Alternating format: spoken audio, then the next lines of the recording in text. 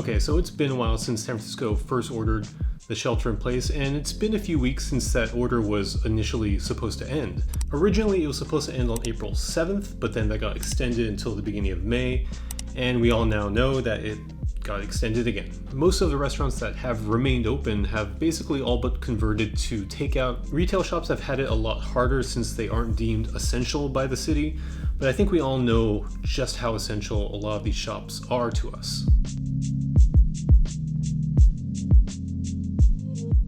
So to get a better idea of what it's like for these business owners to operate during the shelter in place, I talked to these people. These are people with completely different stories, different perspectives, and different ways they're all trying to weather the storm here in San Francisco. Richard Weld. The business is called Tantrum. My wife and I are the owners, and it's a kids' toy store. We sell mostly toys and party supplies. We have jewelry, clothing, arts and crafts. So my name is Adam Bergeron, and my business is Cinema SF. I own it with my wife, Jamie. That encompasses two businesses, physical businesses, which are the Balboa Theater and the Vogue Theater. We show movies. So my name is Ishelle Acosta. I was the manager at Eats over on 2nd and Clement for 7 years, and I am the president of the Clement Street Merchants Association. So I'm just the middle person in getting any information that I can to my merchants. My name's Ben, and I am one of the owners at Mamahuhu, which is a Chinese American restaurant on Clement Street. Simply put, like a farm to table, fast casual concept. In January of this year, we opened. So we're still brand new. My name's Cynthia Huey. I'm a business owner, and I've recently joined the Small Business Commission as a commissioner. So kind of, examining how different decisions we make can impact small businesses and their communities.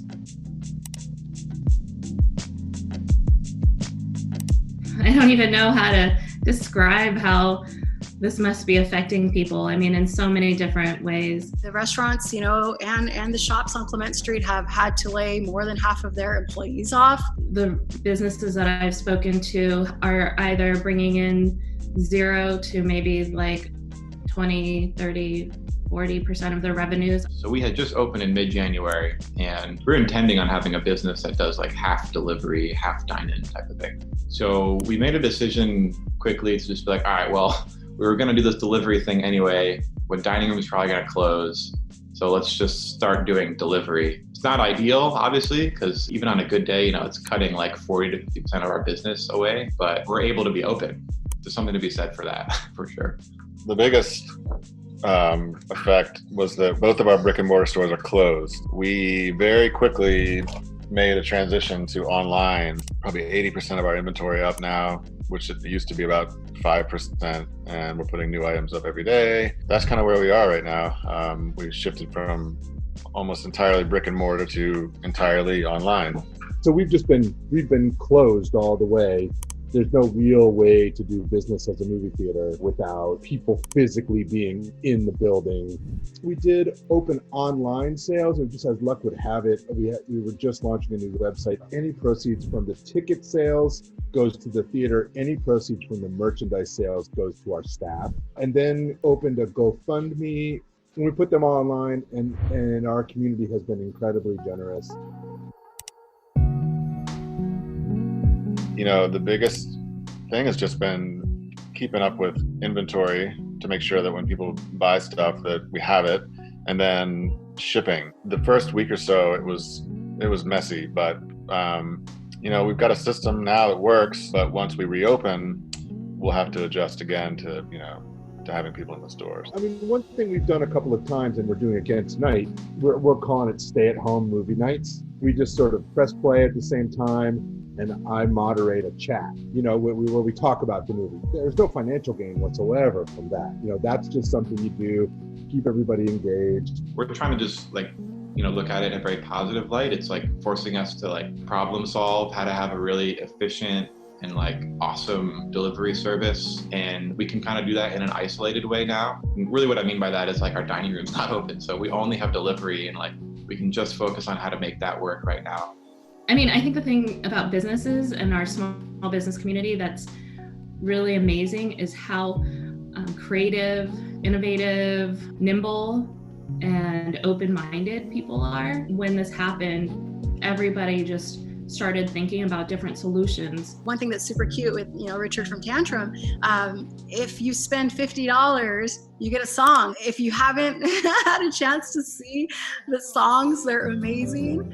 So I've always played, in bands my whole life and toured and all that stuff. And as I've gotten older and as the business has grown, I have less and less time to do it. So I was, like, what can we do to get, to like make people excited about shopping with us? And I thought, what if we had something to offer? And all I have to offer is that I can play music. Jackman's taking all my dough, left me in my stately home. I mean, it's been crazy. Every day we're sitting down as a family and learning a new song and sending it to people and then posting it online. It's been a really amazing experience for me.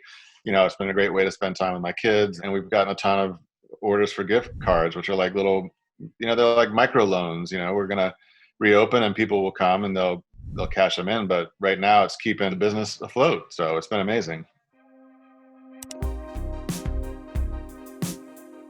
I know across the board, like everyone I speak to who works in an office job, like everyone's working so much. I can look at some of my peers or like other people and I see their life has been really kind of uprooted. They're literally living in their office right now. Like there's no like physical separation between tasks. Like you just go from Zoom meeting to Zoom meeting. I don't think it's very good. Our neighborhood is such a very close community that to not see each other is really tough, and it's probably lonely, to be in a store packing things up and knowing what's going on around. So that's definitely very, very difficult. We live about 3 blocks from our store, and I just walk over and I'm in the shop by myself with the door locked. I honestly can't stand being in here by myself all day. I love being around people. I've been, I've tended bar my whole life. I've been a musician my whole life. I've always been in situations where I'm around huge groups of people. It's a big shift for me, personality-wise. As much as we're getting used to, having things delivered and being at home all the time, I hope that we're feeling a sense of what it feels like to need being around others. I think that's one thing. I think a lot of spontaneity has gone away now. I think we're all kind of fueled by having opportunities to grow and like progress. And so in life, whether it's in like business or personally, and I think a lot of people are struggling with that now because things feel really slow. I mean, I owned a retail store with my sister for almost 10 years, and there's something about having an actual space that people can walk through and touch things and see other people and have really beautiful encounters that you just can't replace. So I'm hoping that physical places and physical storefronts will continue. I actually see that there are going to be so many positive things. We've had to really think about how do we take care of ourselves? How do we take care of the people who are working with us? I think it's just that we're seeing a lot of our community stepping up. The community has been unbelievable. I've never experienced anything like it. And it's definitely helping us get through it. Everyone's just doing the best we can for ourselves, and people are just doing everything they can to support other people. It's like you have money to spend, and like, what are you going to do with it? Are you going to buy stuff from Amazon all day long, or are you going to like go out there and take a second to like reflect on the fact that you actually really like having these little small businesses around? It's like a vote with your dollar thing. The support that we've gotten from our community has been just off the charts. I mean, people buying merchandise and buying movie tickets online, there's been a lot, and it's been incredible. We feel very supported, and we've been trying to do the same for the community, hence the stay-at-home movie night. And I think also now that we've had some physical distance with one another, I hope we're recognizing the need for physical closeness, and physical community.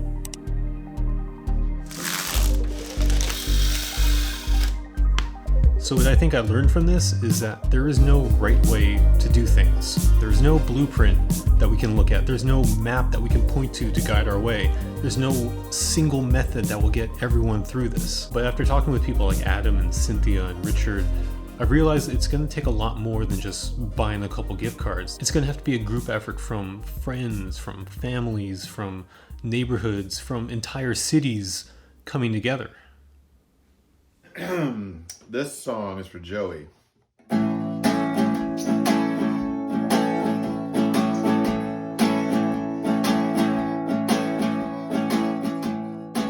I think things inevitably will look very different.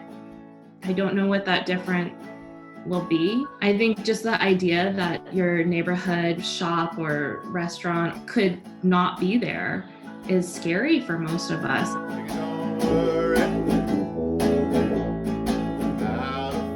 I'm kind of like excited for like other people to be excited again, you know? I like living in a world that's exciting, where people are excited and interesting things are happening. It can be really disheartening, you know, when you look around the world and see what's going on, but we feel lucky that we're all healthy and that we're happy together. So, you know, we're just taking it week by week. Once this is all said and done, we'll all be really happy to see each other at the beginning of the return to normalcy, you know? One thing I think is so important about small businesses too, or small stores, is that you actually learn who is behind it all. You actually meet the owner and you learn who they are and you become like part of the family, right? I'm really excited to be able to start getting the wheels turning again, because we just kind of planted this little seed in the ground and like it just started coming up, and like then it was like, wait.